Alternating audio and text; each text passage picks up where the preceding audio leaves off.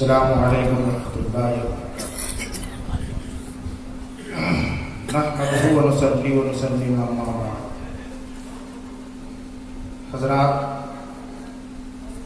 آج کے اس روح پرور قومی سیمینار میں میرے مقالہ کا موضوع ہے حضرت مولانا عبدالشکور مظفر پوری رحمۃ اللہ علیہ کا عہد، خاندان اور خانگی زندگی۔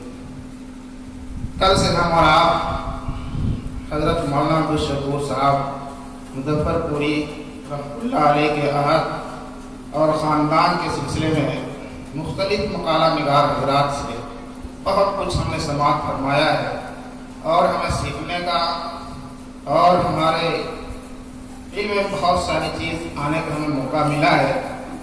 آج چونکہ اوقات کی کمی ہے، اس لیے میں مناسب سمجھتا ہوں کہ حضرت کے خانگی زندگی اور خانگی زندگی یا کسی بھی شخصیت کے اوپر روشنی ڈالنا اور اس کی شخصیت کو ابھارنا، جب تک اس میں ان کی شادیاں، ان کے نکاح، بیویاں اور اولاد کا تذکرہ نہ ہو، میرے خیال کے مطابق میں سمجھتا ہوں کہ غالباً ان کے ساتھ ناسباسی ہوگی۔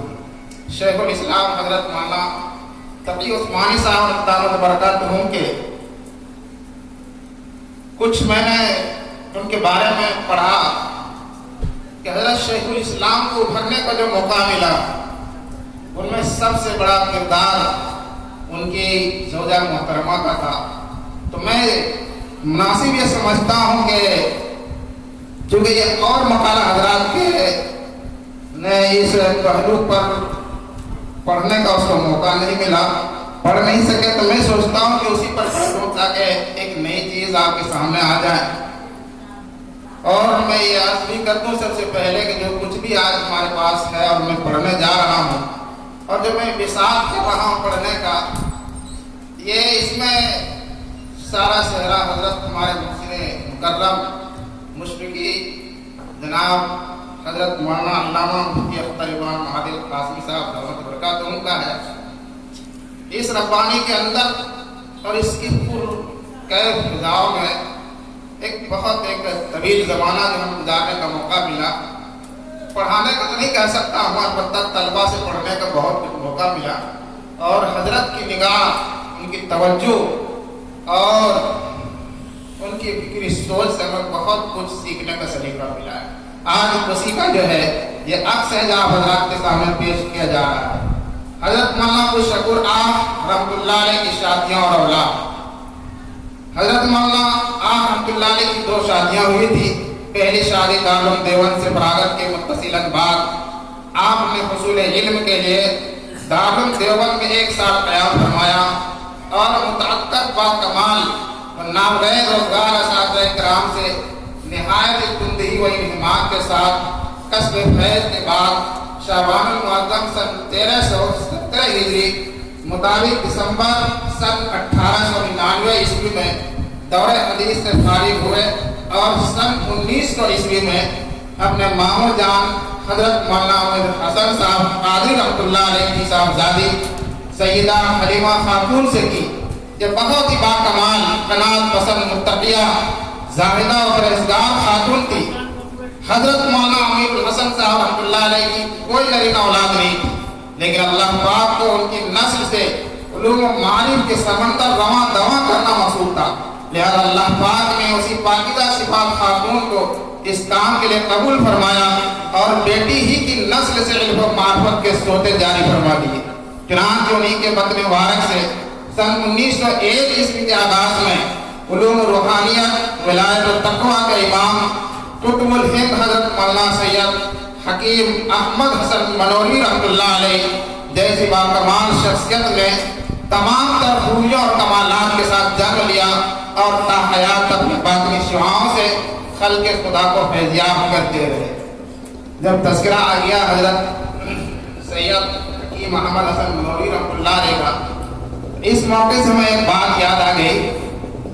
جب میں یہاں اس فضا میں پڑھا رہا تھا، درس دے رہا تھا، اور یہاں رہنے کا موقع ملا تو مختلف احباب سے میں نے مختلف مجالس کے اندر حضرت سید حکیم احمد حسن منوری رحمۃ اللہ علیہ کے بارے میں سنا. سند پتہ نہیں کہاں تک صحیح ہے، لیکن بہرحال ان کے بارے میں سنا کہ حضرت حقہ پیتے تھے، حقہ کے بہت زیادہ عادی تھے. اور حضرت کے یہاں ایک جمع کثیر بہت بڑی تعداد رہتی تھی. حقہ پیش کرنے کے لیے بھی ایک خادم تھا، اور روزانہ حقہ جو ہے اس کا پانی ایک گرے ندی جو ادھر قریب میں ہے، ندی میں سے اس کا پانی جو بھرا جاتا. چنانچہ کے بارے میں یہ روایت مجھے پہنچی ہے کہ جب وہ پانی لے کر کے بدلنے کے لیے جاتے تھے، پانی کو اڈلتے تھے دریا کے اندر، اس میں سے پانی جب ڈالتے تھے دوسرا پانی لینے کے لیے تو آواز آتی تھی اس سے اللہ اللہ اللہ اللہ کی آواز اس پانی سے آتی. یہ یقینی طور پر حضرت کے باطنی کمالات اور دل کے فنا باللہ ہونے کی بہت بڑی علامت اور ثبوت ہے. اور میں سمجھتا ہوں کہ الولد صفت الوالد ہی کے تحت اسی کو اگر سامنے صفر رکھا جائے حضرت مولانا عبدالشکور صاحب آپ پر پوری رحمۃ اللہ علیہ کو سمجھا جا سکتا ہے.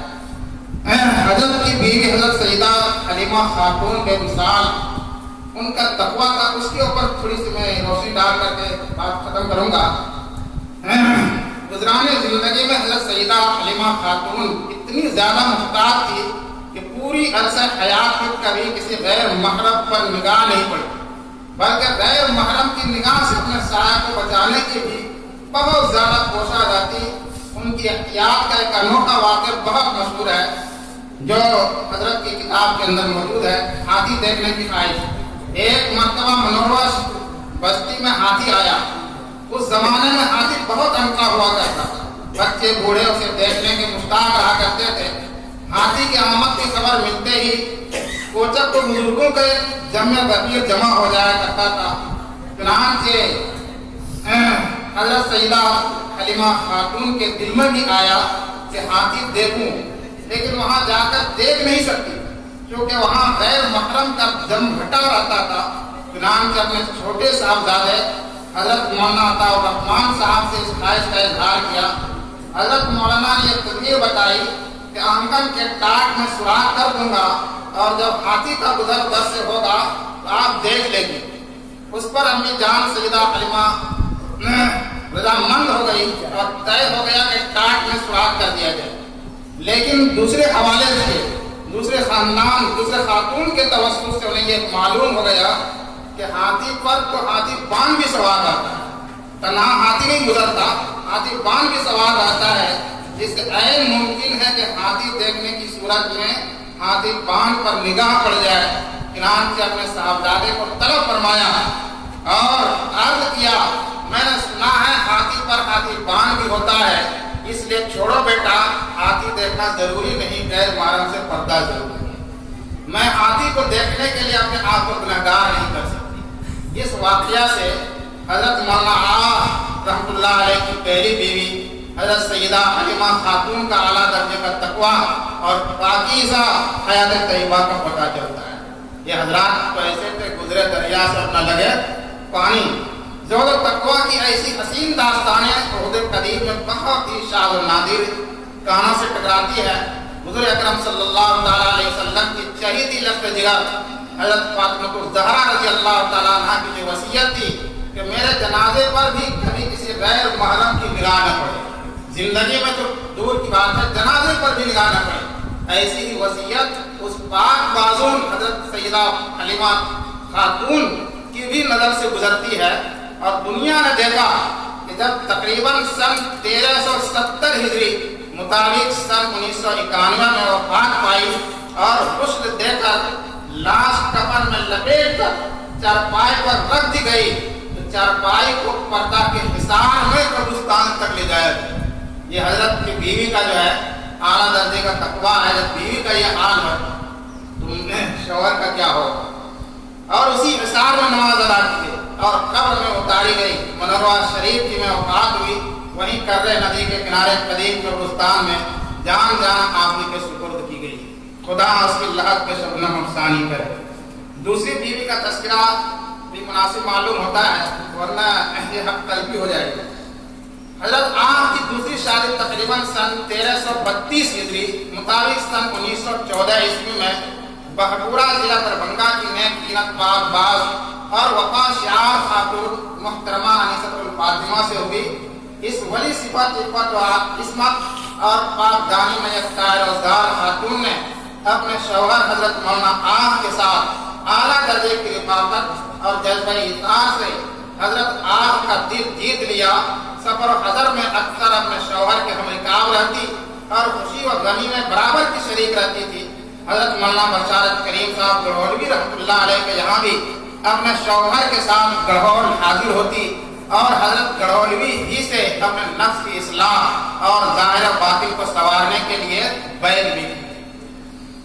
حضرت مولانا عبدالشکور احمد پر پوری کی وفات حضرت آیا۔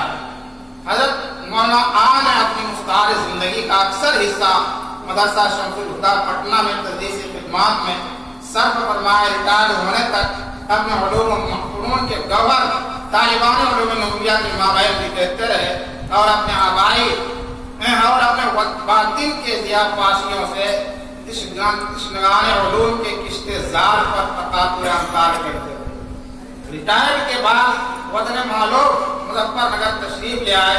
جب آپ کی واپسی کی خبر اہل شہر اور جامع العلوم مظفر پور کے ذمہ داروں کو ہوئی تو خوشی خوشی حضرت کی خدمت بابرکات میں حاضر ہوئے اور برکتاً دوبارہ جامع العلوم میں اسباق پڑھانے کی درخواست پیش کی۔ حضرت نے اپنے دور نقاہت اور کرانہ سالی کے باوجود خندہ پیشانی کے ساتھ قبول فرمایا اور تاکہ حیات اپنے وطن کے باطل کے جام سے طلبہ کو آب حیات جاودانی پلاتے رہے۔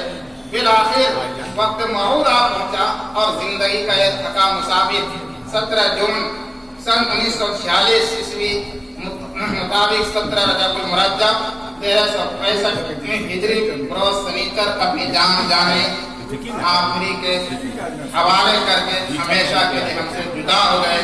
انا للہ و انا الیہ راجعون۔ مظفر پور ہی کے رام باغ قبرستان میں مدفون ہوئے۔ اللہ تبارک و تعالی حضرت کے قبر مبارک کو منور فرمائے۔ اس دعا کے ساتھ میں رخصت چاہتا ہوں۔ زندگانی تھی تیرے محتاب سے تعلیم داتا، زندگانی تھی تیرے محتاب سے زندہ کر، خوب تر صبح کے تاروں سے دی تیرا سفر، مثل ایوان سحر مرکز رضا ہو تو تیرا، مثل ایوان سحر مرکز رضا ہو تیرا، نور سے معمور یہ خاکی شبستہ ہو تیرا۔